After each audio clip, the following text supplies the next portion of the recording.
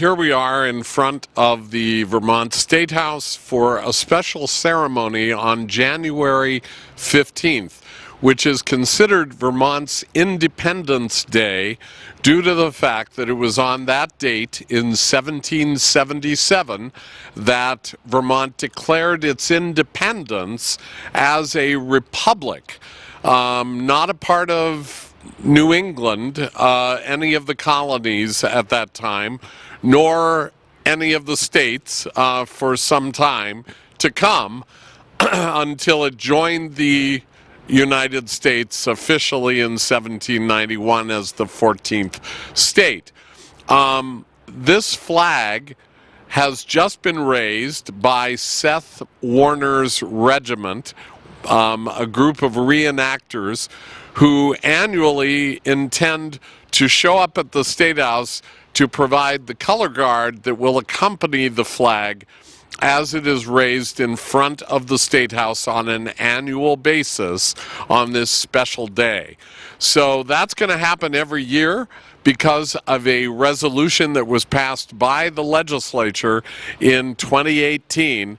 And from now on this date, every year, the Vermont Independence Day flag, otherwise known as the Green Mountain Boy commemorative flag, will fly in front of the State House.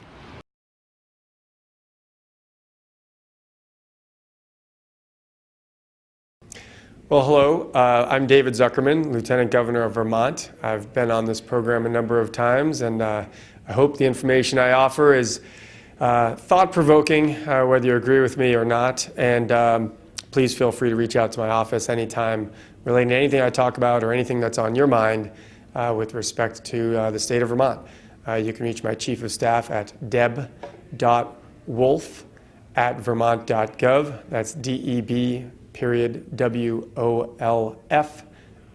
@vermont.gov, and we can correspond about some of this conversation. It's been an interesting week. We've heard the State of the State address. We've had a number of people coming into the State House to express their opinions about different issues, particularly around climate crisis, not only during the State of the State address, but also throughout the week. And on Friday, there were a lot of people here. Today, depending when this airs, but Wednesday the 15th, I guess, is today. There's the tourism folks from all over the state. Chamber of Commerce has brought them in. People come to the State House based on their economic interests. People come to the State House based on their social or demographic interests to help alert legislators and make everyone in the state and in the building more aware of the different sectors of our state and how we think. And that's very much welcome.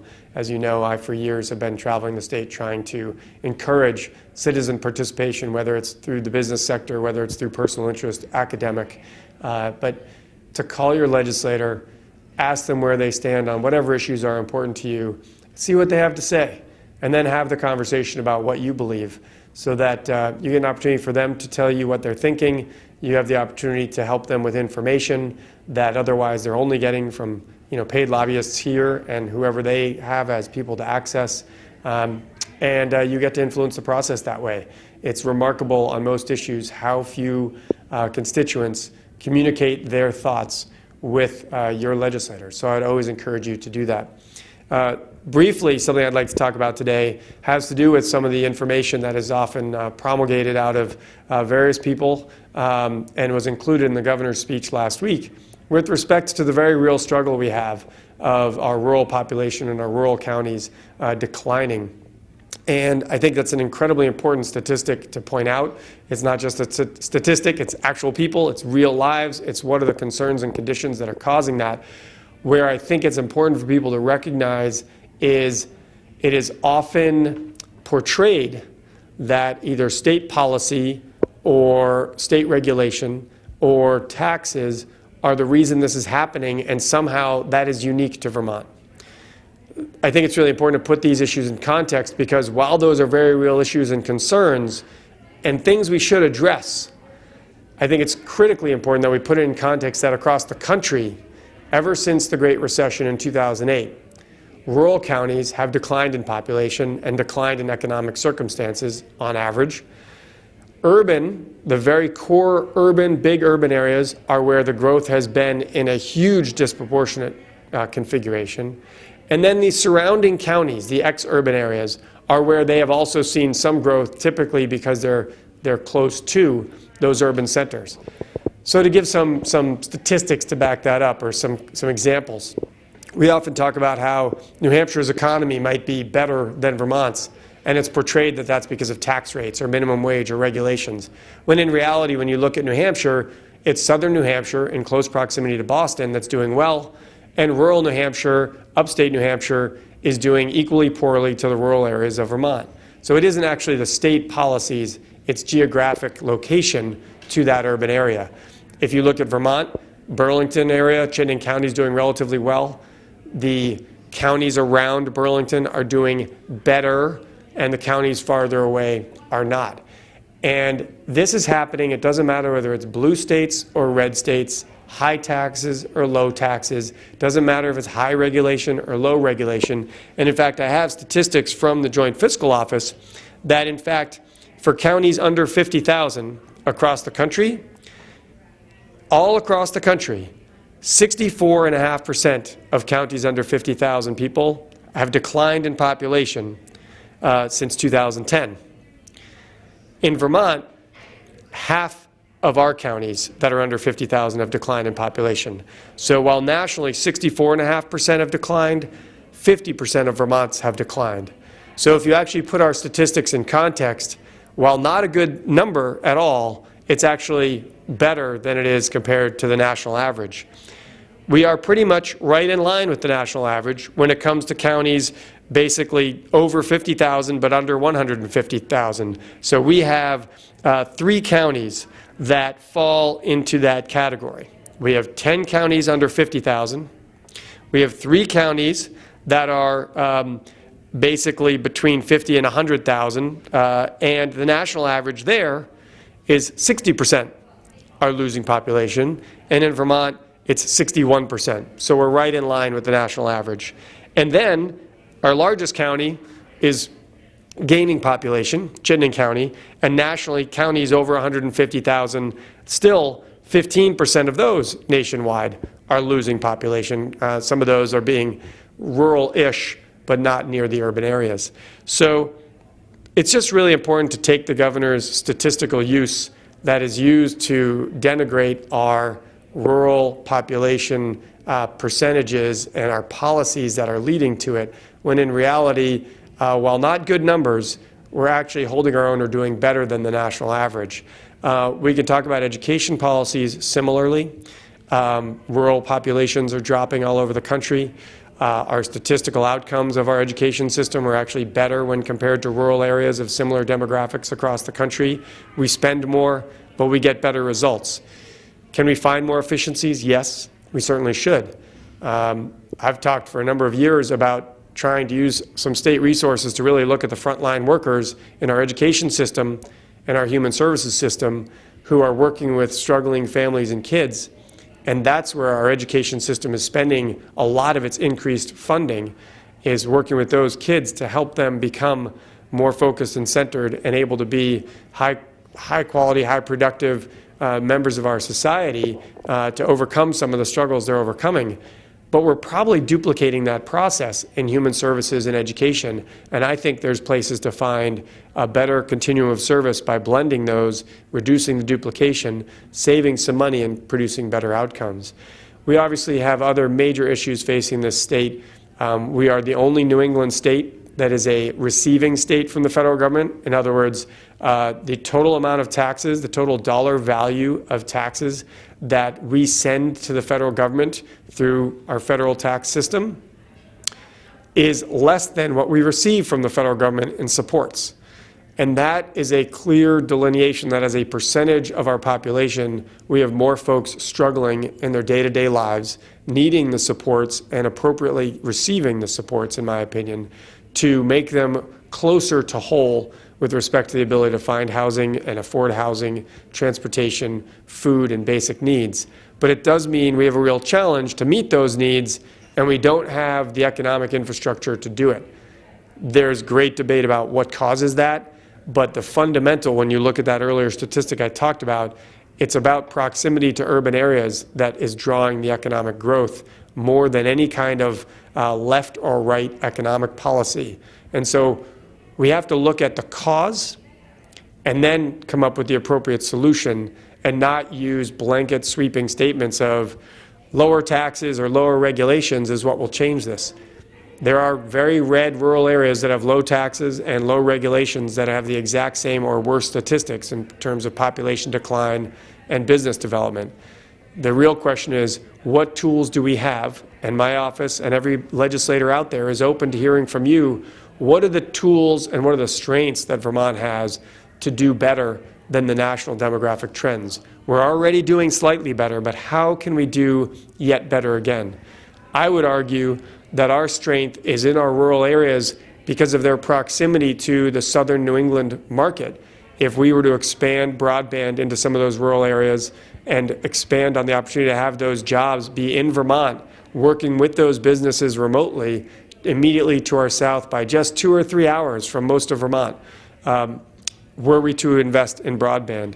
Our ability to attract people to our rural areas would also mean making state policies that say we're looking towards our future with respect to climate crisis.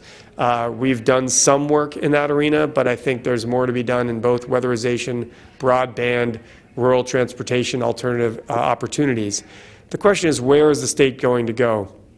My office doesn't have much power over any of those things, but what I can do is help you find the right person to talk to. I can help you find your legislator. I can help you find how to communicate best. I can help you in the State House navigating this building. And I very much welcome all of you to participate in our democracy. And one of the things I've seen as my job outside of the strict definition of presiding over the Senate, being ready to be governor if something were to happen to the governor, which none of us want to have happen. We all like the governor. I like the governor. And the other small task constitutionally and legally is to help appoint people to committees. But really, that leaves me a lot of time to do something else. And while it hasn't worked out to be working with the governor on issues or within state government, I would be more than happy to do so, but that wasn't the direction that the governor wanted to go. But in fact, what I've then done since I was elected the same night as our president back in 2016 originally is to go around the state and be a bit of an ambassador for democracy. Talk about how things are working, talk about how our government works, help encourage you to participate, whether you agree with me or disagree with me. That is irrelevant to whether the fact is I want you to participate, to call your legislator and have those conversations. You can be the resource in your areas of expertise through your life experience, your hobbies, or your business and economic experiences. You are the encyclopedic resource for all of us who represent you.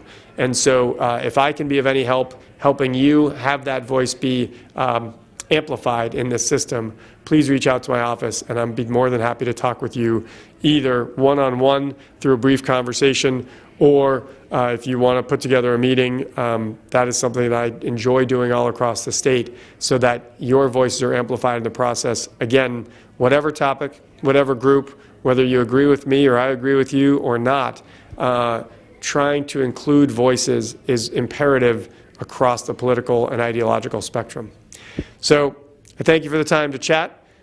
Please reach out. And again, deb.wolf@vermont.gov to reach my office through the internet, and 828-2226, if I've got it memorized, hopefully, to reach us by phone. Be well. Hello, I'm Representative Cina from Burlington, Vermont, here in the State House on Wednesday, January 15th. It's tax day, so don't forget to pay your federal tax installments if you have a small business or have to pay. I put mine in the mail yesterday because I wanted to be sure, got there in time. It's also, today is not only tax day, but also it is the day that the report is due to the Energy and Technology Committee and the Government Operations Committee from the Vermont Artificial Intelligence Task Force. And the task force is sending a report that has 3 main categories of recommendations. The first recommendation is for Vermont to have a commission, an ongoing commission to monitor the field of artificial intelligence. The second recommendation is to have this commission use a code of ethics as a guide for the ethical development of artificial intelligence in Vermont. And the third category of recommendation are incentives to promote the ethical development and use of artificial intelligence in Vermont. And these incentives include things like small grants for startups, funding for people to co-locate in spaces.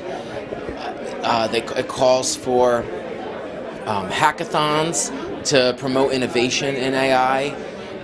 Talks about improving AI education from K to 12, post high school, and for the workforce and for teachers, so that they can learn more about how to use AI in the classrooms. It also talks about creating some public assets around AI, for example, providing some way for people to access computers like the supercomputer at UVM, so that businesses sort of like a timeshare, so that businesses might be able to pay a little bit to use a state resource. The idea being that if the state invests a little bit of money in creating spaces and resources for people to develop AI, and if the state has a code of ethics for AI and a commission monitoring that we might be able to get ahead of the curve. We're at a crossroads right now in history where technology is progressing at an unprecedented rate, and the decisions we make now at this crossroads are going to drastically affect the trajectory of AI. And if we can find ways to invest in an AI workforce and an AI economy that helps the common good and that works for the public good, versus investments that exploit people, I believe we'll be in a better place. We currently live in an extractive economy where people and natural resources are treated as something to be exploited and extracted and used. And artificial intelligence is being used that way. It's being used to mine people's data. It's being used to sell information, and data is food for artificial intelligence. So then people are using that information to feed their learning machines and make them more effective. For example, China creates these apps that get sent out around the world that modify people's faces, but the reason China does that is they're mining data about face to feed their national facial recognition system, so it'll be better, because the more data artificial intelligence consumes, the more it learns, the smarter it gets.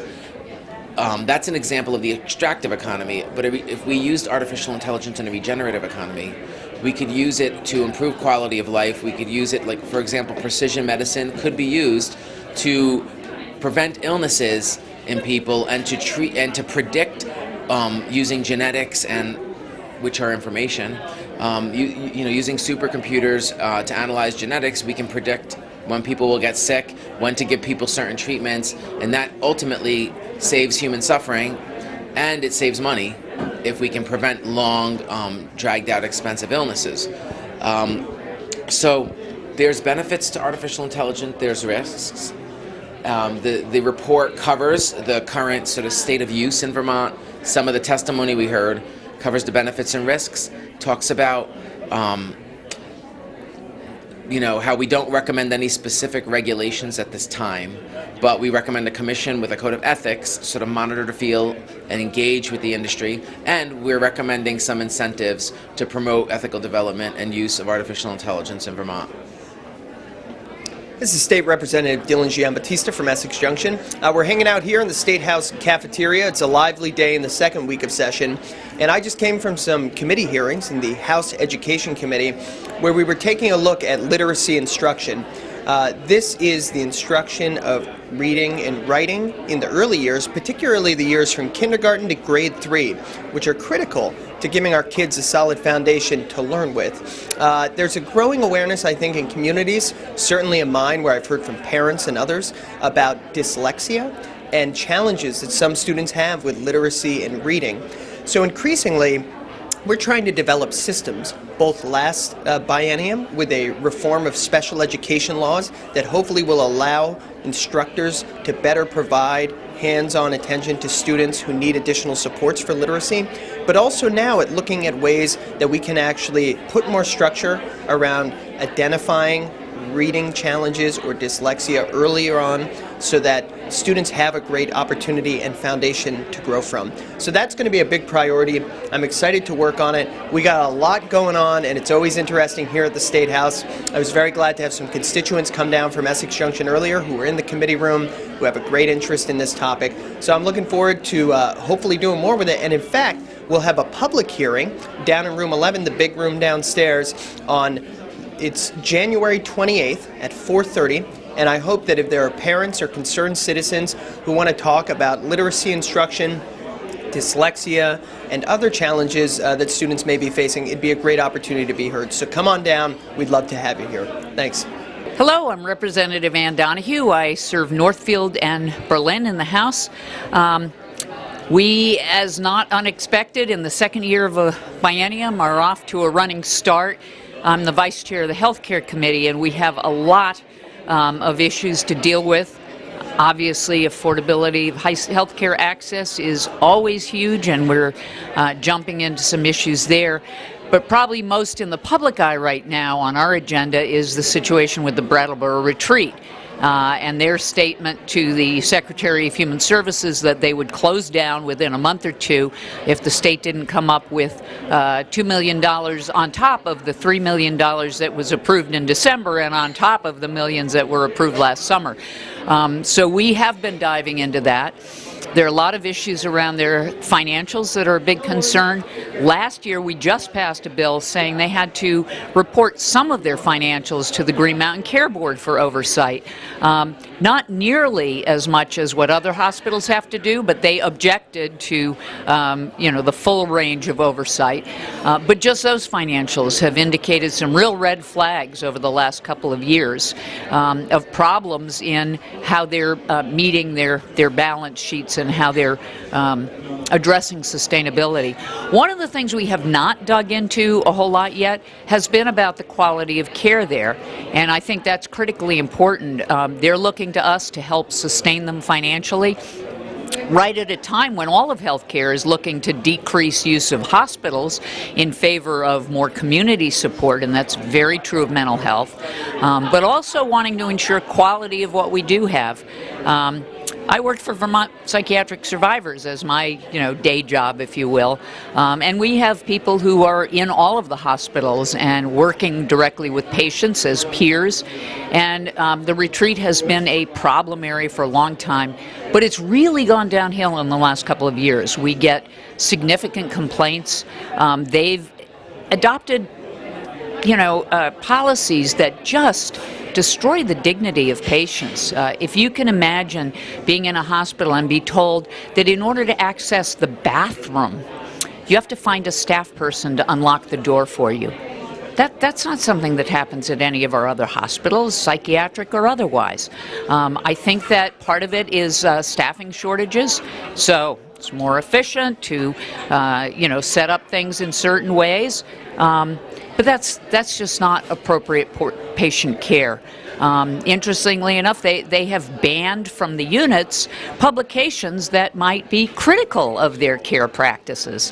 Got some real freedom of information, and transparency is a big issue with the retreat. So I think we're probably going to be going in a direction saying, look, if you want our help to get you to survive, and granted we need the beds that you make available, at least in the short term as we work to reduce hospital reliance, we're going to have to get something back from you in terms of transparency and quality improvements and some of those different issues. They have been, in terms of psychiatric care, the most significant hospital in terms of violations of CMS standards for safe patient care.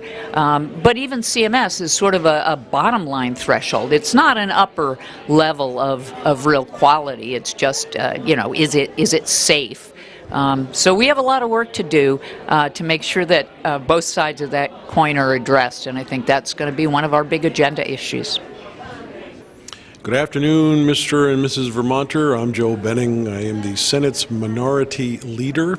I have the chairmanship of Senate institutions, and I also serve on Senate Judiciary. We have a lot on our plate in institutions these days. We are talking about the women's prison. We are talking about our prison systems in general. Who, what, and where should be incarcerated in those facilities. In the Judiciary Committee, we are also talking about the policies behind who and why folks are put into jail. We have a whole lot of concerns about the future of our capital bill because we're being told that we may end up with quite a bit less money on the next budgetary cycle in the capital bill as a result of our bonding situation. So it's a challenging year. We are trying our best to do as much as we possibly can for Vermonters and keep things as evenly keeled as possible as far as how much expenditures are taking place. And we hope to have a very productive session as we all head into the next election season. I'm sure all of us politicians would like to get out of the building as quickly as possible. So I look forward to seeing you again, but have a great day.